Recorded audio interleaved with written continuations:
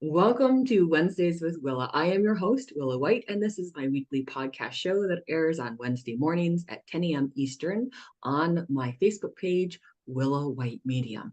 It's an opportunity for me to have a special guest on the show, and we usually cover a topic relating to spiritualism, mediumship, healing, faith, family, or more. And it's always an adventure to see where the discussion will take us. And I sometimes do field trips and tours of other spaces at Lilydale and beyond. And I encourage you to look at the archive videos of past shows of Wednesdays with Willa because this is year 6, not year 7, year 7 of episodes. I'm like, woo, and time flies by. So you can look back and enjoy, binge watch them. And you can even type in who your favorite people are that you'd like to watch the shows of. And you can find them on my YouTube channel as well. And you can listen on blogtalkradio.com/Lilydale Radio, because this goes out on the audio version podcast site as well. So lots of ways for you to tune in and enjoy Wednesdays with Willa. And I would like to introduce my special guest today, who is Colin Bates. Hello, Colin. Hello there. How wonderful it is to spend this wonderful time with you once again. It is always such an absolute joy just to get together and have a chat. It's lovely. I love it. Absolutely. And Colin is a very special person, as you can tell from his accent. He is not from America. He is from the other side of the pond. He is from the United Kingdom, and he is a well-respected medium, as well as being a mediumship teacher.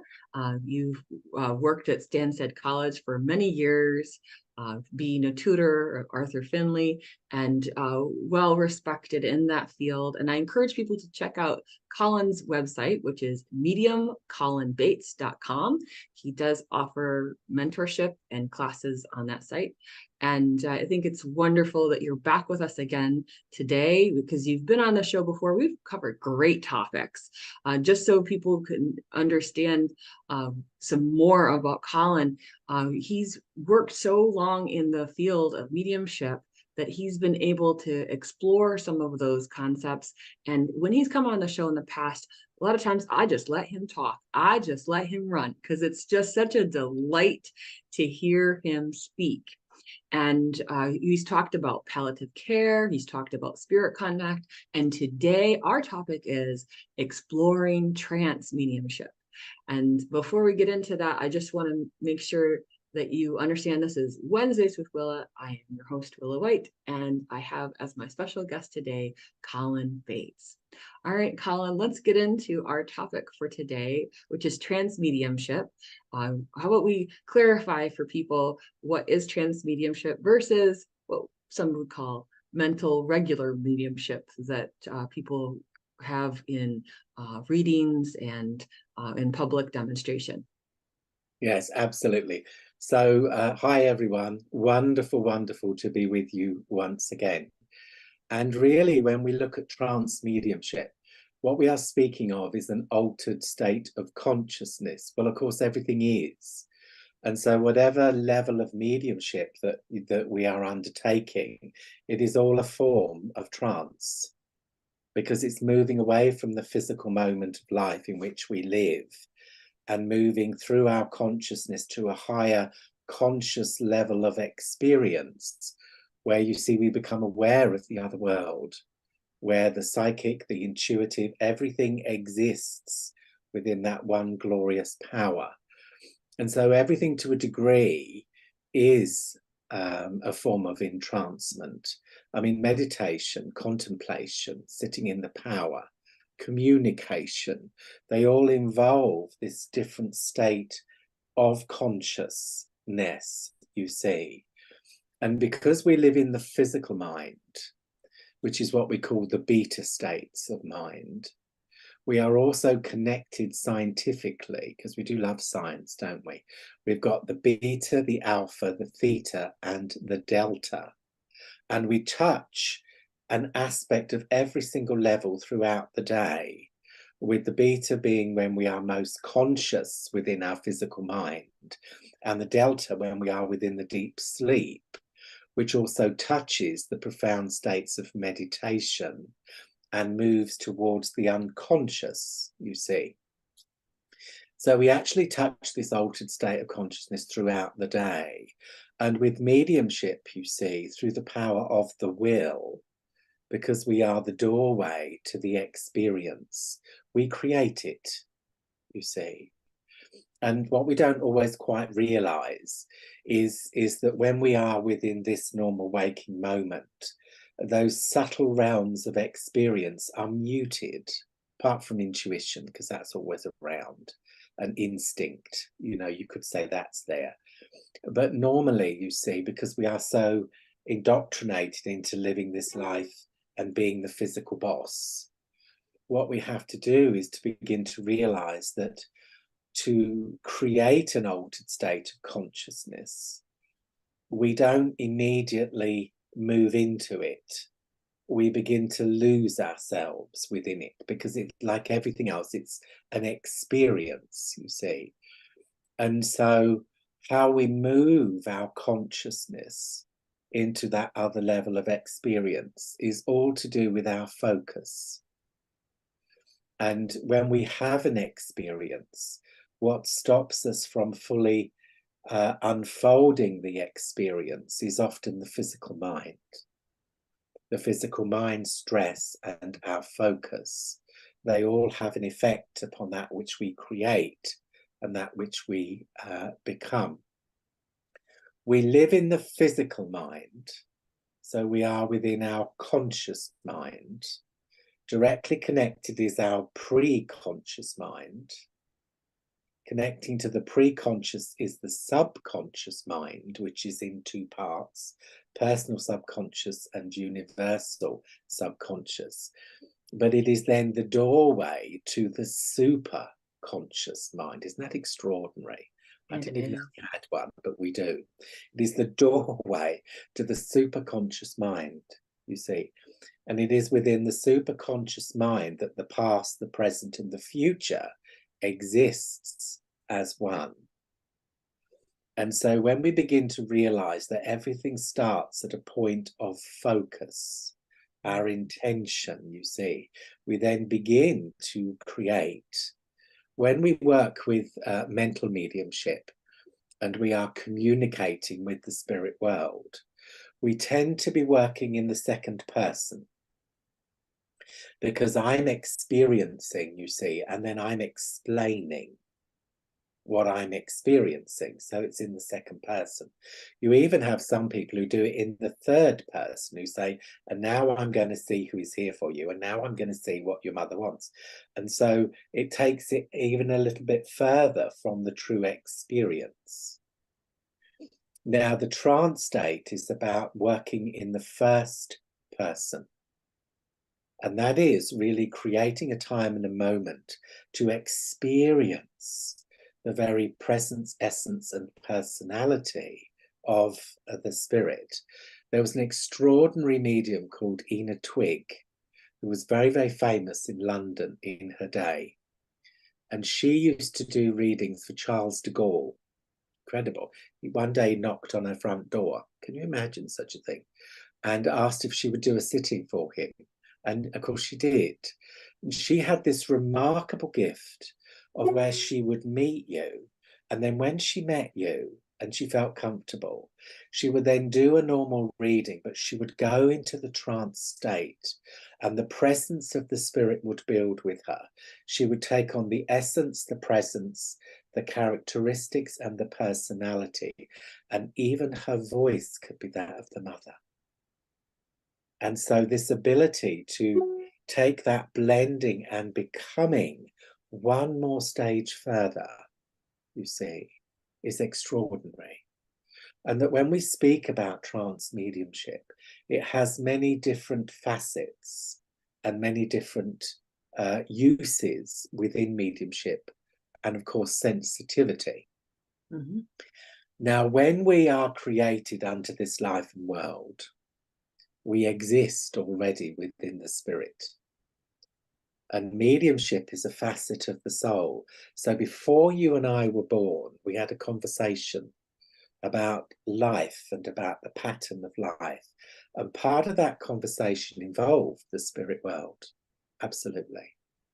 And also at that time, there were connections made with the spirit world and the individuality of our own spirit, where we would come into this life and world, and there would be before us the possibility, you see, because I do believe in free will. Not everybody accepts that or follows it, but it shows itself through the desire and the awakening of the soul to its true purpose and individuality.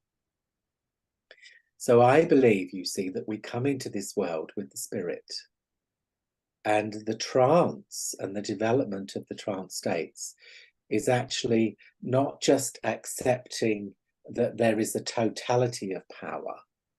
It is going that extra step to begin to experience individuality, because it is individuality. It's a collective consciousness, so there are many within the spirit world, but there may be one voice who is the spokesman of the power, you see. So as we awaken to the soul and the soul's destiny and its unfoldment and its connection to the spirit, we then start to begin to realize that communication is just the starting point, because the evidence and the proof give us that knowledge of sustainable life beyond physical death. But then we begin to realize that actually the spirit world is an intelligence, and that there are many within the spirit world who choose to minister to the physical world, the ministry of the spirit, and choose to support their mediums, but also support many within this life and world, see. And so when we speak of the trance development, one of the words that spring to mind more than anything is patience, is having that time, you see, to really become more aware of the spirit. And one of the techniques which has been given to us by the spirit world is called sitting in the power. And this is really creating a time to really simply be, because it's very much about moving into the presence of the power, embracing the presence of our own spirit, the living presence of you and I. And through that, we radiate love to the other world, and we start to let go of this life and world, and we begin to become aware of the spirit, you see. And sitting in the power is very much to do with that relationship that we create with the spirit. And when we look at communication, it's very much about our ability to be receptive to the spirit. So we have such techniques as meditation. In meditation, we learn to be the watcher. It is non-active of the mind. Contemplation is different because it's a subtle psychic pathway of the mind that's seeking to find answers. Whereas in meditation, you see, we are the watcher. We observe the process. And as we observe that process, it stimulates our sensitivity. And therefore the pathways of communication become heightened. Seeing, feeling, hearing, knowing, tasting, smelling, everything, you see. And then also because meditation can be visual, structural, it also teaches us to hold an image and to see things. It's all part of the same power. So what sitting in the power will also do for us is it teaches us to become one with the power, to embrace the experience, if you will. And of course, once you embrace the experience, you begin to feel the presence. You begin, I can feel it now, you see, as we're talking about the spirit world.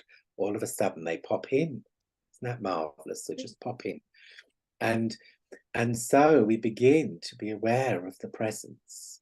Now, the role of the guiding force of the spirit is not just given, and it is not by chance. It is earned through the evolution of the soul within the spirit. And so through that level of evolution, they are then allowed to come onto the physical life to support their medium through knowledge, philosophy, and of course healing, which is the greatest gift of mediumship, really. It is the power that unites the two worlds. So when we start to sit, and meditation points the way, because we learn to find that sense of stillness within ourselves and to recognize that everything is a part of everything. Everything is interconnected through the power of all life. And you cannot be where God is not. You cannot be where the creative force does not touch, because it's the very breath, it's the power of you and I and of the universe itself. And the greatest power of the universe is called love, for it is the first causation of the supreme power. Love, compassion, and understanding. For these are the powers of creation. So when we move in and start to really embrace an altered state of consciousness, we embrace the physical mind and world because that's where we are. But then we start to move our consciousness beyond it. And I always have my little sayings, so I'm full of them really. And it is beyond mind, beyond self, to the freedom of your power. So the physical mind actually moves into a quietness, but our consciousness rises through the power of the mind. You see, when you focus upon the presence of the God force, you are uplifted, and then you know the power has heard you. When you pray earnestly from the heart, there is this upliftment of light, of power, and of energy. And then we know that we are at one with the power itself. And of course, the spirit world exists within the heart of creation. So it's all one. It's all one, you see. And therefore, everything starts with a focus, you see. Now, my focus creates an intention. My intention creates a concentration. The concentration creates a power. And the power then creates the experience. So I'm moving, you see, towards it. Now, everything exists in that collective power.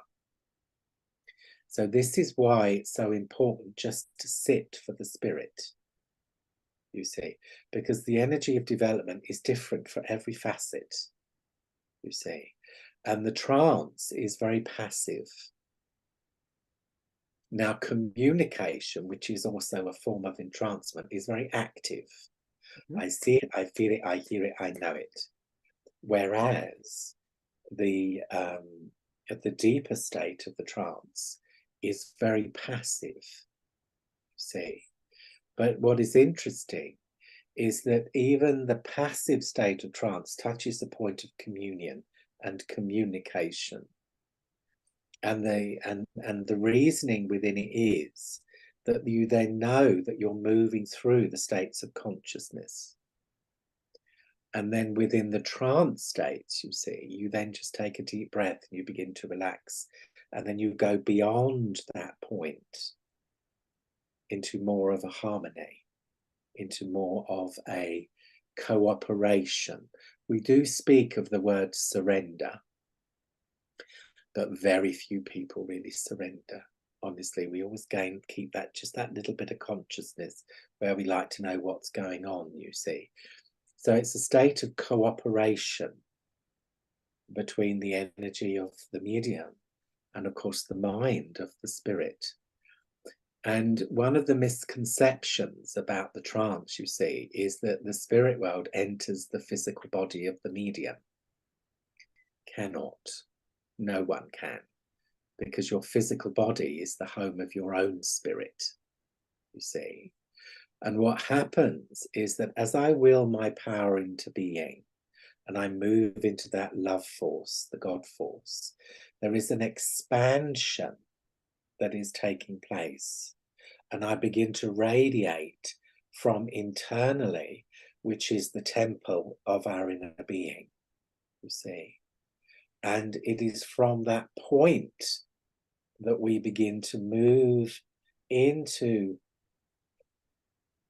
the different state of consciousness. So in a way, what is happening is that my conscious thoughts and energy is moving away from my mind and is becoming more aware of my energy. The best analogy for that is the fish and the water. So when we are the fish, we are the fish. But when we begin to move, we become the water. And we are no longer conscious of being the fish, you see. So you begin to experience in another way.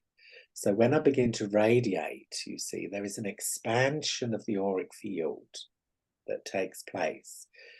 Now, within the auric field, we have the subtle bodies of the etheric system: physical, mental, emotional, and spiritual.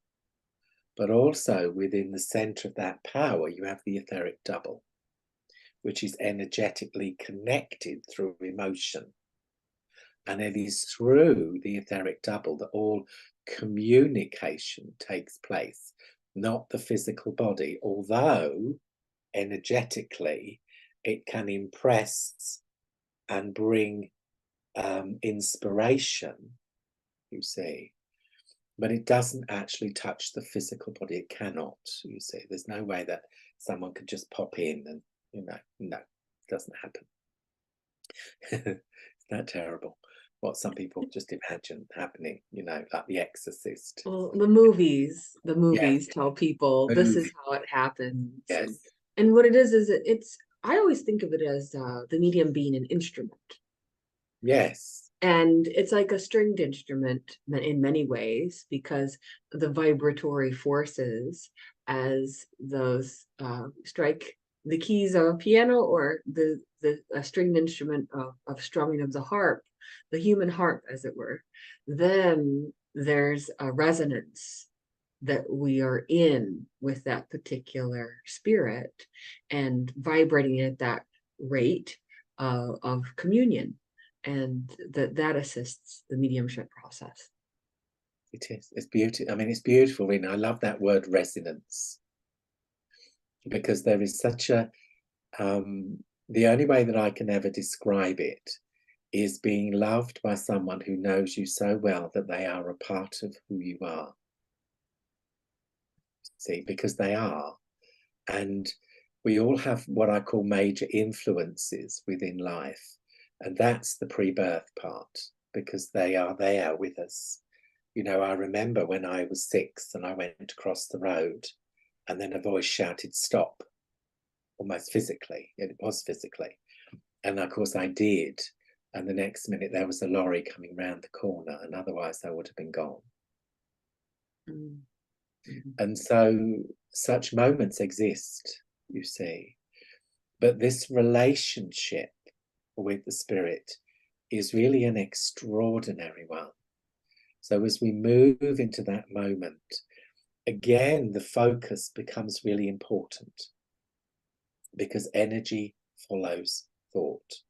Mm-hmm. Therefore, when I am blending with the guiding force of the spirit, there is that energetic focus within me, you see. But when I'm doing a reading or a demonstration, then I'm also looking for the evidential, for the loved ones, the family, the friendships, etc. But they all exist in that same power, you see. And what I loved with what you said was how the vibration changes into that communion, very much there, of the power. And this is really where we then begin to understand that it's an auric sympathy. So I'm creating this communion, this wonderful harmony that you so beautifully spoke of. And depending upon that level of communion, we will then have the guiding force to a lesser or greater degree, because, for instance, when we do addresses and we speak within a church service, that is a form of trance, but it's also a very light one, because it's not suitable to use the deep trance state in a public place unless it is designated for that area, because it is a very sensitive state. And so when we begin to realize that we can cooperate with the spirit, we can actually start to cooperate in a much lighter state. Leslie Flint, extraordinary physical medium, and was able to bring the direct voices of the loved ones from the corner of the room. And his guide was Mickey, see. And when he started, he was unconscious. He was in the very deep trance state. But once he got used to working in that way, he could speak just as you and I, and the voices would come from the corner. Estelle Roberts, one of our greatest transfiguration trance physical mediums, used to demonstrate to 3,500 and 5,000 in the Albert Hall on a regular basis. She even did one demonstration at Sheffield with a lady called Helen Hughes to 8,000 people. Incredible. And the people who sat in the first few rows of the Albert Hall could hear the whispers of heaven, and the people talking, getting ready to just bring their voice and to bring. And so it is an extraordinary ability, really, but it is one that is absolutely created through the power of love. And when we look at the scientific bit, just for a moment again, we exist in the beta, we then move into the alpha states, which then touches inspiration, meditation, contemplation, and then communication. The doorway to the superconscious mind is between the alpha and the theta, which we call the alpha theta bridge. So you're then moving into that altered state of consciousness where the trance state starts to really deepen. And as you develop that, of course, you then start to feel the presence, the personality, and the knowledge, the philosophy of the spirit then really does come into being in that way. And so what holds us back really from the trance itself is the physical mind, really. Because you reach that point, you see, where you have an awareness of the spirit. And then within the awareness of the spirit, you start to be aware of words that are dropped through the conscious mind. And they are there to be spoken. And when that happens, there is a slight coming back so that you're more aware. And then as you're more aware, of course, you turn around to yourself and say, well, I can't say that. And you stop yourself and it's ruined. So I say to people when I'm teaching them, I say, now, give yourself permission to experience. When you feel inspired, you have to say it. You really have to say it, because it's like a flow. When you take the cork from the bottle, what's in it comes out. But unless you take the cork out, it stays in. And it's the same with this flow of knowledge and of information. Once you start talking, see, you then begin to lose more of your own consciousness and you go deeper into the quiet. And then it's like listening to a voice in another room. So my own awareness within the trance state moves from here to here. And everybody will experience it differently. And what is so fascinating is that many people experience going into the powers if you move in and down, you see. And many experience it that you move in and you go up and out. And what is interesting is those that move into the deeper, going down into the power within the conscious feeling will resonate to the deeper tones of music, like the mantras and the drums, and those that move and feel themselves expanding outwards will resonate to the harps and the strings. So it will be the higher notes. So you could experiment with sound to see how you resonate with the sound and how that then begins to come forward. True mediumship is a form of entrancement, I have to say, because there are many times when we are working with the spirit, even if it's whether it's for a reading or a demonstration, where you feel so connected to them that it is as if you are them, like stepping into the shoes, as I call it, or placing the overcoat round the shoulders and feeling the owner and being aware energetically of who they are and the presence that they bring, you see. And so it's very much dependent upon how we are able to do that creates it and moves us into the knowledge. And one of the things that I would recommend to start with is to work on your own inspiration, because you can move from inspiration to trance. You can talk yourself into the trance state very easily. So get a word or a sentence, read the word, the sentence, and then start talking about the word, and then let yourself go into the inspiration and record it. And what is so amazing with that is that you will start to hear the intonation within the voice, and all of a sudden you'll start to use words in a way that you don't normally. And that's always an indication that the presence of the power is very much there. In trance healing, for instance, very much the mind of the spirit is guiding the flow of the universal power, the healing itself, to the root cause of the problem. And this is why you have to bow to the intelligence and say, thy will, not my will. Because if someone comes to us with perhaps the problem of the spine, if I was to focus on the spine and then bring the energy to the spine, that may not be the root cause. It may just be the symptom, you see. And when we have a condition of dis-ease, it will show itself aurically before it manifests physically. So it's an energetic process of healing that can touch the root cause and bring harmony back into the soul to remind itself of its own divine connection. So the spirit world and those in the spirit world have many different roles within our work as a medium.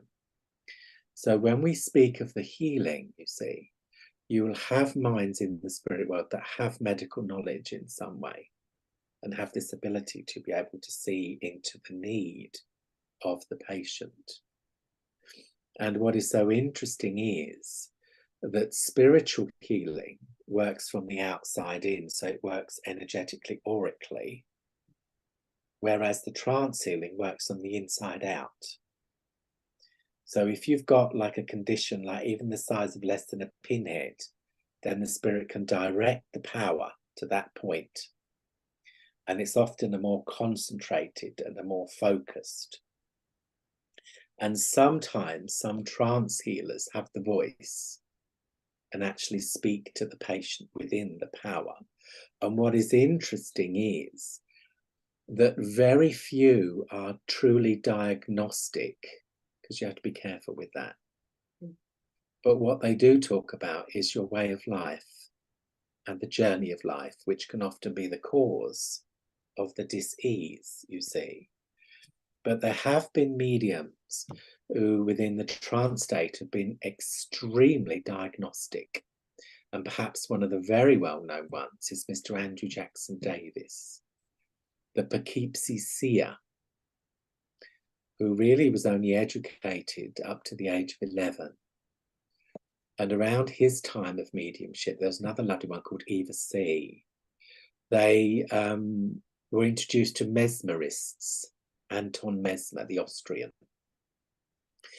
And because they spent hours upon hours in the deep trance state, 3 to 5 hours, they used to have their own mesmerist who would place them into the hypnotic magnetic state of entrancement very quickly, bypassing all the different stages that we go through within the blending, the moving, the becoming. And it was in such a state that he could diagnose and prescribe in Latin, but he could write it. I've seen some of the papers. It's incredible, really.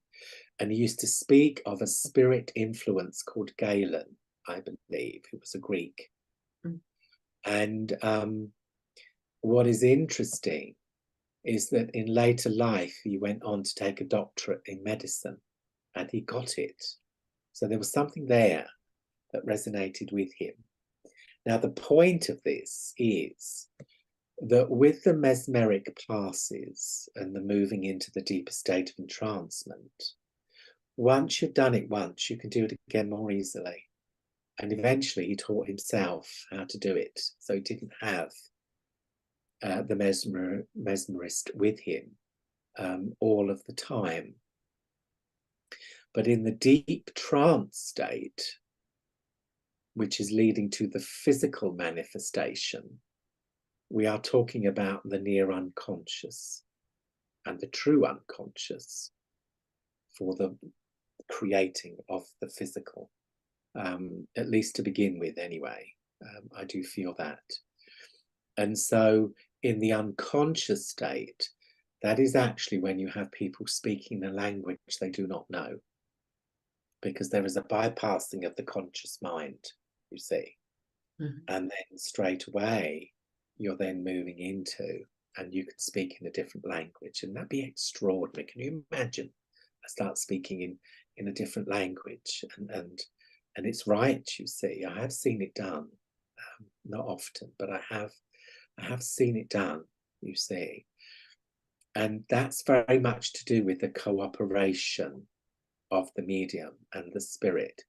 And one thing that I would truly recommend, remember the wonderful words, where I sit is holy, holy is the ground, forest, mountain, river, listen to the sound, great spirit circles all around me. Find that place of sacredness and sit there on a regular basis. It builds the atmosphere. It creates the opportunity for the presence of the spirit to start to draw close, you see. And then, of course, this is when perhaps ritual comes in with the lighting of the candle, the incense, or the music. But the preparing of ourselves is so important, you see, because I'm still here, you see. And while I'm still here, I can't fully experience the other world. Mm-hmm. And then there is a shadow of the mind that will influence. So in a very simplistic way, what I do is I first become one with the breath, which is thousands of years old. You've got the Soham, which is the I am, the in-breath, the out-breath, the becoming as one. You can have the counting breath, where you start to lose the physical train of thought through the counting. But the power of the breath, you see, is the power of all life. So we become one with the creative force to begin with, you see, which is strength, vitality, upliftment, peace, and love. So you're empowering the senses, you see. You are moving into the very essence of the power itself. So the oneness with the breath, the oneness with self, through the oneness of self, radiating love to the other world. And that's very simplistic, but really that's what it is. And everything that goes on around here, just, it does, accept it. Don't focus on it, leave it, go back to the breath. And then the mind, you see, which of course is always, I always call the mind the restless soul, because it's always up to something. And you can't live with it, but you can't live without it. So you've got to do something that can then bring it more into a harmony. And what we do then is we watch the breath. So with the mind, I'm observing the breath, the ebb and the flow of the breath, you see. And on the outer breath, relaxing, releasing any stress, any tension, any thoughts. So it's like a letting go on the outer breath, an empowerment on the inner breath. And within the heart, there is the joy of creation, you see. So the prayer, because I'm a great believer in the power of prayer, is always dedicating ourselves to that which we are creating and unfolding, you see. From the highest that is within me to the highest of the universe, I dedicate myself to the service of the Spirit. The way of the Spirit is my way. The light of the Spirit is my light. I manifest my power right here, right now. So you're putting an intention into that which we create. And, you know, one thing is absolute here, is that power knows you. Unconditional love, you see. And what we don't always realize is that as I'm sitting to blend and to work with the spirit world is sitting to blend and to work with me. So they are learning as we are learning, you see. And that's why, you know, we speak of in prayer, we speak to the power. In meditation, the power speaks to us. You create that time where you can then move within your sensitivity and you can start to become aware, you see. And then, of course, the communion, which is such a beautiful word, of the two worlds begins to become. And of course, once we feel the presence, we learn to recognize the presence because it has similarity with it. And then, of course, when it's like meeting an old friend, all of a sudden you smile, you relax, and there you are. The power is there, and the presence is there. And so I have never known anything other than pure love in all my years. And Lord, there's been many of those with the spirit world. And this sense of unconditional love is extraordinary, you see. So the trance states touch many different things: communication, philosophy, trance communication, of course, writing, which is also a physical form of mediumship, direct automatic writing. Of course, you've got direct voice, but that's more to do with the ectoplasm and the creating of that. The healing, which is really the presence of communion with the absolute itself. And so there's many more. And so inspirational writing, of course, as well as the automatic. But what is interesting is part of the development process should be that we just sit for the power and the awareness of the power. And of course, we don't do that now. We do it the other way. Everyone wants to talk to Granny, but nobody wants to get to know themselves. You see, isn't that wonderful? When I was a child, I wasn't allowed to sit in the circle for the spirit. I had to sit first for a year in an awareness circle. And then after a year, when I behaved myself long enough, I was allowed to sit for the spirit, you see. And when you think about the temples, like the temples of Egypt, they used to sit within the silence for years just to have an understanding of the power. Mm-hmm. Mm-hmm. So really creating time. And of course, desire is the light of the soul. And when you desire, you create. And the colours of your soul are known by the spirit. They see us as beings of light because they don't have physical vision. So when I desire to be at one with the spirit, they can see those colours, are drawn to those colours. So when we move into the trance state, it is always a group effort, a minimum of at least 3 people in the spirit world.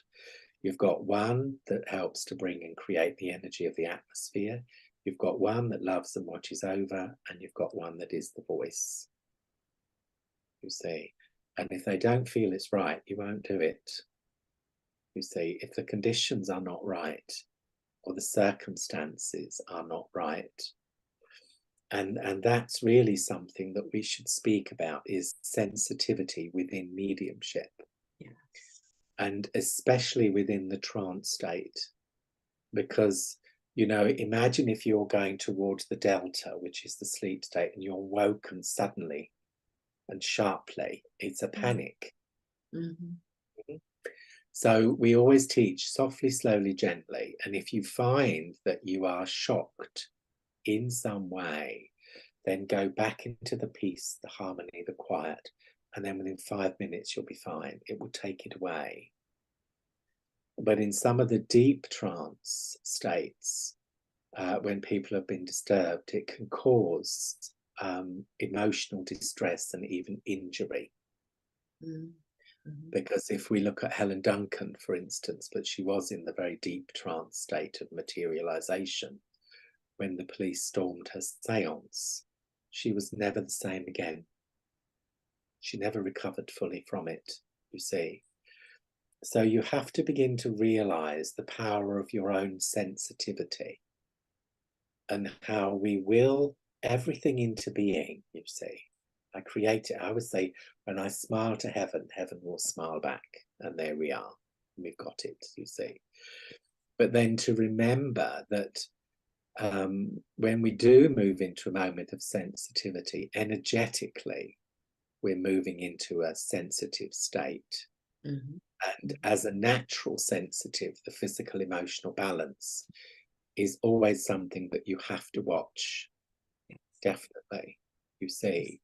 So when you have moved into that blessed communion of the power, you have to then also, I always move into gratitude afterwards, whatever I'm doing. And then that touches the power with a thank you. And then it comes back to me, you see, because you have to feed the power in some way.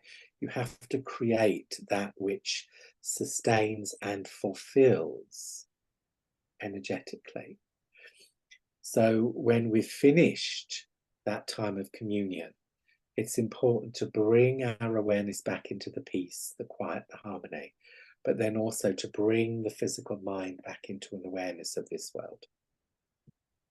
Because otherwise you can then be hypersensitive to people, time and places, and that's not good, you see. And I always say, you move into the quietness, you move into the stillness. Our earth is the place of belonging. It is that of stability. You breathe in the power of the earth, you move back into the quiet, and then like the wings of Isis, you keep that power with you, see. And in that way, you're then able to move back into the physical life and into the physical world. And as I said, the spirit world is learning how to be with you. And there are many people who take an interest in your sensitivity, but also in your work as a medium. And for me, you know, I remember Mavis because she was just adorable, you know. And she said to me once about the trance, she said, well, it's the icing on the cake, really. She said, because it's the embracing of everything. It's like saying, this is what it is. This is who we are. We do miss her because we loved her, you know. And that's the most extraordinary thing about it, really, is that it's a natural state of being. Mm-hmm. And in this age, as I have said, there are very few people that work in the unconscious state and are not aware of what's happening. But a lot of the old mediums didn't. And you could say to some of them, who were extraordinary in their gifts. How did you do that? And they said, well, I don't know. No, really, I really don't know. But I just know that when I close my eyes and send a thought to heaven, they're there. And I think sometimes we overcomplicate our process, you know, and that when we keep it really simplistic, you know, that it's my love that connects to their love, that connects to the universal love, and we all come together at that point. You know, it may be oversimplistic, but we tend to put structures in the mind where people say to us, you've got to do this, you've got to do that, you've got to do this. And that's fine, because sometimes we need direction. But that which is of the heart and is celebrated of the soul will never be confined. It has to be really, you know, in a very natural way. And so it is limitless. I think that's how we should bring it. It is limitless in its expression, in its knowledge, and in the love that it brings to this world. And therefore, I would say to anyone who has an interest within that, is just sit within the blessed peace, seek the Spirit, for it is also seeking you. You know, that which we seek is already there. And, you know, we run around trying to find something, but when we say, oh, where is it? All of a sudden you begin to realize, well, you had it all the time. And it was in here, you know, like Dorothy. You always had the power to find home. You were always there, you see. And I have to say, it is the most extraordinary gift. And the presence of it, really, and that's what it brings. Not just a knowledge above and beyond that which we are capable of creating within the normal thought process, because otherwise, why would we if it didn't? But this sense of the other world, and really being aware and embracing the presence of the other world, is extraordinary. You see. Well, and I'm wondering if you could explain a little bit of some of the nuances of this, of trance mediumship, back to the understanding for people that they're not allowing spirit to invade their body. Oh, just yes. that this super consciousness that you move into is, as Colin was describing, you're putting the blanket over your shoulders, you're wearing someone else's coat. This is you becoming such an empathetic medium that you move into the first person, as Colin referenced earlier, so that as you're speaking, it becomes I, but you are speaking from the vantage point of the individual and spirit. And Totally. can we just lean into that, and the safety that is there for someone when they do surrender, not just because of the divine presence, but because, as you said, there are at least 3 that are there in spirit to assist this process, and what that feels like to be in that state of surrender. Well, I mean, that's beautiful. And it's a beautiful way to put it, really. Because when we look at the different states of mediumship, mediumistic unfoldment, you could talk about the daydream, you see, because we experience when we're not fully focused in this life and world. And then if you look at how people used to foretell of the future, such as gazing into the fire and looking up at the heavens and embracing the clouds, etc. It's really about just allowing ourselves that time and opportunity. Everything starts at a point of presence in all forms of communication. That could be a feeling, it could be a knowing, it could be a seeing. But something just tells us that the presence, and when we're looking at the trance states, we have what we call the calling card of the spirit. And that is, energetically, you may begin to feel certain signs internally externally, such as warmth across the shoulders or the sense of something beside you. One of my main influences, I just call one who loves, and I feel a smile, and then I know I'm home. And so within that sense of home, you see, and if you look at how mediumship is created, it's the same thing, that there is a point of presence within the power. And the role of the medium is to become one with that point of presence, to create a harmony, a sympathy, a communion, where it can either speak to you or show you something.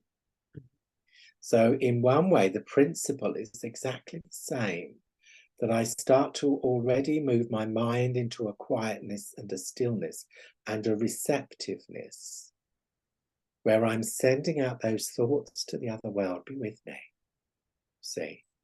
And then all of a sudden, I will then start to be aware here how the presence is there.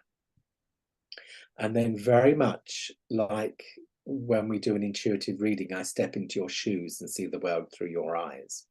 It's the same principle, except it's much deeper.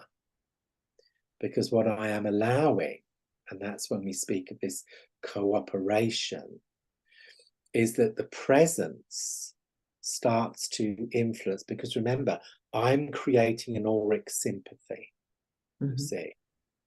And the spirit world is the world of light and mind. Well, mind is an auric sympathy. Yeah. So the mind of the spirit then blends and becomes one with the energetic system of the medium. And it's within the degree of that blending, that becoming one, that you can start to take on the personality, the characteristics, the mannerisms. You know, how often do you do a reading and somebody says, you know, that's just what my mother said. Yes. You know, and you're doing this. My mother always did that, or the rings. And what you're doing is you're taking on, really, the personality. Because the personality is where you want to be. Because I always say to people when I'm teaching them, you know, description is lovely, but it won't take you to the mind. Because the mind will talk to you. Yeah. Address and describing will not. It will take you away. So we always say essence, presence, personality, mind, you see. And then the mind can influence and talk to us. So what we're learning is to be receptive to that influence. See? And as you become receptive to the influence, you then become inspired. And as you are inspired, then from the superconscious mind, words will drop onto the preconscious mind and onto the conscious mind. And then when you are aware of a word, it's like this feeling of needing to repeat yourself. It's like it comes again and again. And the only way I can fully describe it is like pressing against water. And what it is, it comes and it comes, and until you release it, it will not manifest. And then as soon as you release one word, another word comes. And is that not like the flow of mediumship? You see, I'm feeling, sensing, becoming, and speaking, and following that flow of knowledge and of information. And that's rather wonderful, you see. And so this getting to know you is actually really important, because it creates, you see, and enables us to start to become more aware of the spirit. And to trust. And to trust. Well, yeah, that's the big word. That's the crowning glory, is to give ourselves permission to experience, but also to trust. And you see, this is where the big stumbling block in all mediumship comes, because when you move into that heightened sensitivity, what often rises within the consciousness is, should I, could I, am I good enough? See, it touches our own awareness, you see. But when you focus upon compassion, which is the ability to understand another person's need through the power of love, it will take you beyond your own insecurity and move you into the power of heaven. Power of heaven. It's so beautiful. I know we just have a few minutes before I wrap things up. In terms of trance mediumship, as you've mentioned before, it is something that takes preparation in advance of a person. Ideally, they would get their own thoughts in order and be of even mind, because you want to be in balance yourself so that you can receive and achieve communion with another soul to such an extent that you can have the I, the first person, but still retain yourself, to know your own soul's identity, so that you can return to that level of consciousness of the physical and of your soul. That's a very important element. Trance mediumship is not for everyone. It is for a select few, to some extent, who are willing to put the effort, the time, the patience, and the trust into that kind of process, and know that they need to balance themselves out physically and emotionally to do the spiritual work. Yeah, totally. Because it's a transformative power. And once it touches the transformation, then we even begin to look at life differently. And even the people who are within our lives starts to alter and to change. And then it begins to bring in new influences, new energy, new light, new possibilities start to come into being. And of course, with the physical mind, you see, when I focus on the higher purpose, it takes me into a higher level of consciousness. Therefore, physical life and what is happening begins to recede, and I begin to become more aware of the other world.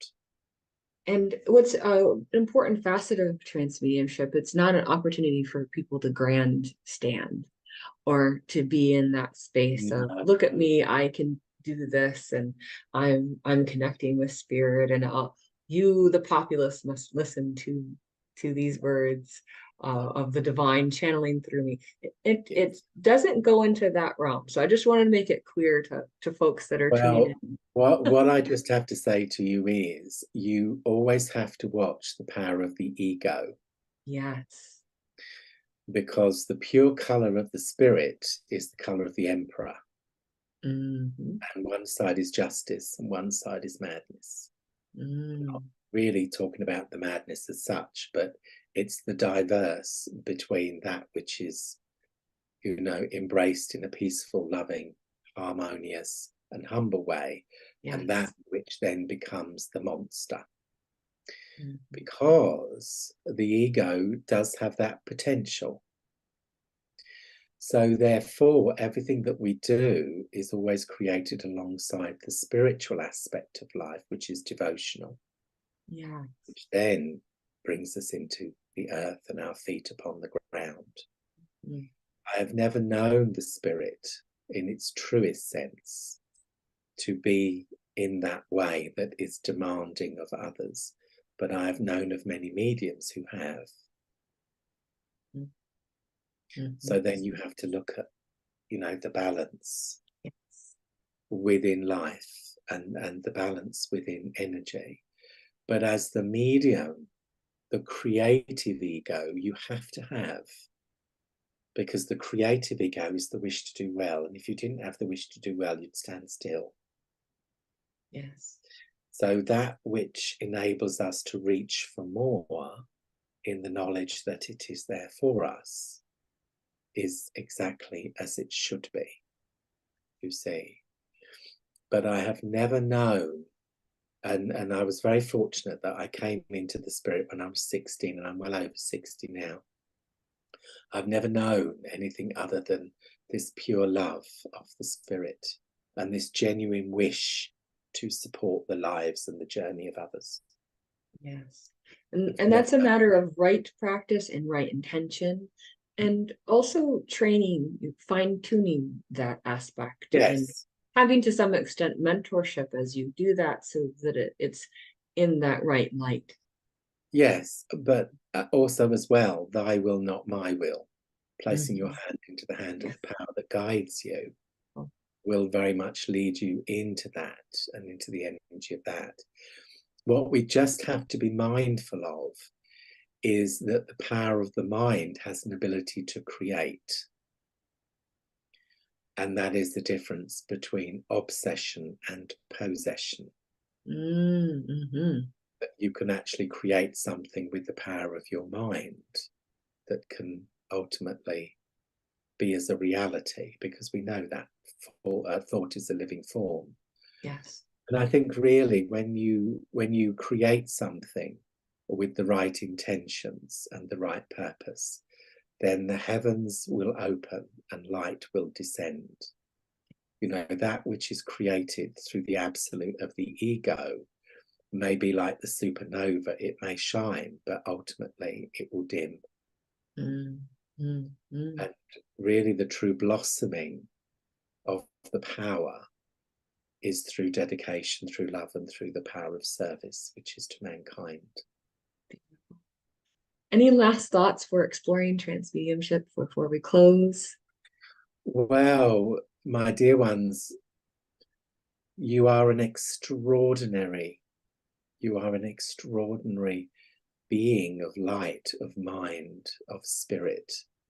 You are already connected to it because it's the power from whence we come, for that which we return. We are born of this world, but we are also of the other world. And there are many wonderful minds, many people within the spirit world who watch over you, though you may not be aware of their presence is there with you.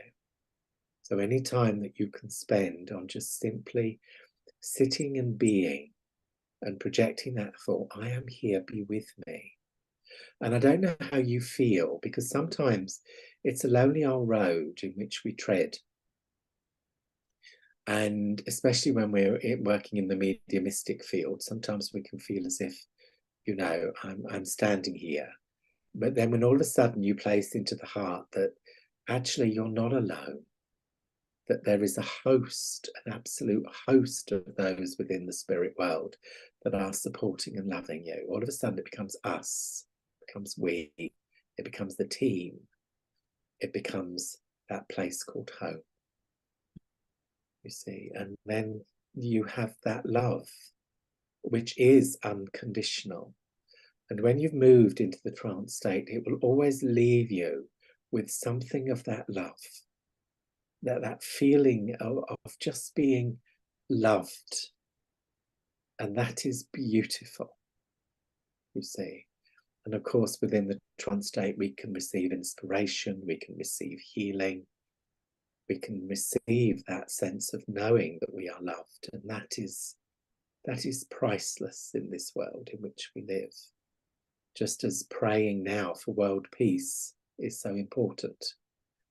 Because when we open our hearts and our minds to the spirit, and we focus upon the universal power of peace, then our love becomes one with the universe itself. It's beautiful. Beautiful. Beautiful. Thank you so much, Colin. It My is pleasure. always such a delight to have you here on the show. You bring such grounded energy, but it's effervescent joy that I always feel in listening to your words and noticing those connections happening in myself and in other people as you speak. So thank you so much for being on the show today. And Thank you.